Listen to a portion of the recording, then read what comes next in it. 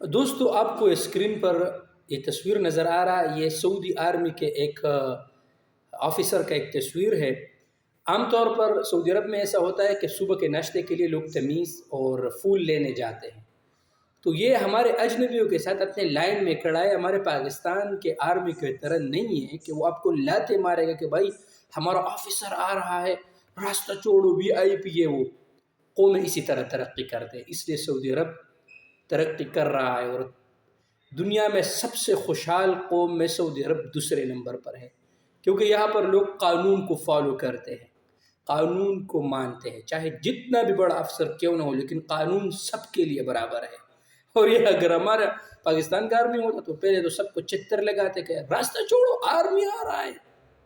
اور بعد میں پھر تو آپ کو تو پتہ ہے نا۔ اور یہ اگر کسی آرمی افسر کا بچہ آتا ہے تو پورے روڈوں کو